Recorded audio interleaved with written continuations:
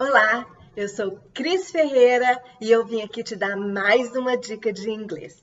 Se você está me acompanhando, você já deve saber que está lá no meu YouTube a dica número 1, a dica número 2 e essa então seria a dica número 3. Eu vim aqui para falar com você um pouquinho mais sobre crenças. Quem sou eu? Eu sou Cris Ferreira, eu sou formada em letras, sou pós-graduada em linguística, sou formada em coach profissional, em PNL, sou professora da Fundação Getúlio Vargas e lá na Fundação eu também trabalho com coaching, com inteligência emocional e com empreendedorismo. Então, eu vim aqui para falar um pouquinho com você que quer aprender uma língua estrangeira e que tem uma série de bloqueios, né? Como é que você pode eliminar isso da sua vida e começar mesmo um processo de aprendizado de inglês muito mais prazeroso e muito mais eficaz? Na primeira dica eu falei sobre a crença do eu não posso, eu não consigo, eu não dou conta, isso é muito difícil, ou seja, dos pensamentos negativos que a gente já começa a se bloquear no aprendizado. Na segunda dica, eu falei um pouco sobre a crença de que a gente tem que ter muito conhecimento de gramática, que a gente tem que falar a gramática perfeita para poder falar uma língua estrangeira. Vai lá e assiste os meus vídeos que estão no YouTube, dicas 1 e 2. E hoje eu vim falar também de crenças. Mas hoje eu vim falar da crença que eu encontro um monte de gente, um monte de aluno, e olha, eu sou professora há quase 30 anos de inglês, e é recorrente as pessoas me dizerem a mesma coisa. Cris, eu não falo inglês porque minha pronúncia é horrorosa, porque eu tenho muita dificuldade para falar, porque eu tenho sotaque. Deixa eu te falar uma coisa. Primeira pergunta que eu quero te fazer. Você conhece algum estrangeiro, que fala português muito bem, que se comunica, que se relaciona, que casou, que namora, que tem filhos, que tem profissão, que está no Brasil ou a passeio, mas se comunica, pessoas que fazem dinheiro, pessoas que fazem negócio, mas são estrangeiros e tem um sotaque que não perdem. Você conhece? Porque eu conheço vários, alemães, italianos, japoneses, pessoas que estão há muitos anos no Brasil, inclusive, ou aquelas que chegaram, turistas, né, que chegam com muita vontade de falar português e falam com sotaque lindo, delicioso, sem perder o sotaque. Enfim, o sotaque é algo mais do que comum quando você é falante de uma língua estrangeira, porque você não é nativo.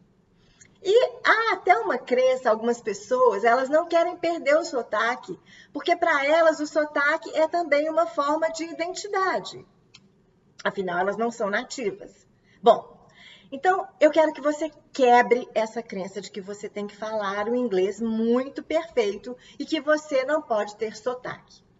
Eu vou dar depois algumas dicas mais aprofundadas sobre a questão da linguística, da fonética, e como que você pode melhorar algumas questões que vão sim comprometer às vezes a compreensão do outro, porque você precisa realmente ter uma pronúncia um pouco mais apropriada, tá bom? E aí são dicas simples, mas eu vou dar elas para você. Nesse momento agora, eu quero simplesmente dizer para você o seguinte: elimine da sua vida essa crença de que você tem que falar inglês muito perfeitamente. Não fica aí, sabe, sofrendo com os...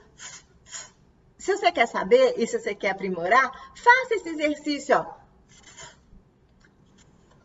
E, na verdade, esse som, né, o fonema, ele tem, na verdade, duas vertentes. Ele é surdo, quando eu falo assim, ó. Ou ele é sonoro, quando eu faço... Ou seja, quando eu falo, por exemplo, thin, esse é um som surdo do TH. As letras que representam esse som em inglês é o TH. Thin, thick. Agora, quando ele é sonoro, ele fica assim, ó. Por exemplo, quando eu falo mother. Olha para você ver que muita gente fala mother. Ele não fala mother. E é compreensível, todo mundo entende. Estão percebendo o que eu estou dizendo? Às vezes a gente fica muito focado num ponto e fica sofrendo, achando que aquilo vai fazer toda a diferença.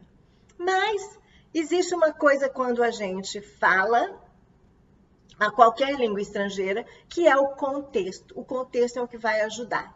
Então, se eu vou falar uma frase que a pronúncia não está tão correta, por exemplo, da palavra three, que é o número 3, three, e da palavra tree, que é árvore. Eu vou falar, por exemplo, I have 3 kids. Eu não falei three, que era o certo, mas eu falei tree. Só que no contexto, ninguém vai achar que eu falei que eu tenho árvores crianças. Todo mundo entendeu que eu falei que eu tenho 3 crianças.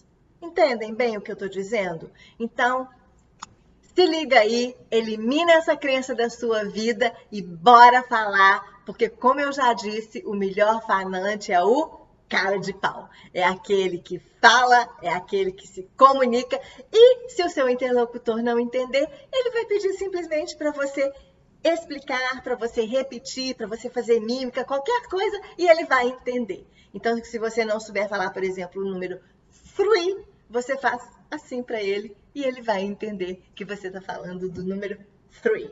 Então, um beijo para você. Eu sou Cris Ferreira. Se você curtiu, dá um oi aí para mim e compartilha com os seus amigos. Vai lá, se inscreve no meu canal do YouTube, que eu tenho muitas dicas, não só de inglês, mas também de comportamento e de autodesenvolvimento e autoconhecimento.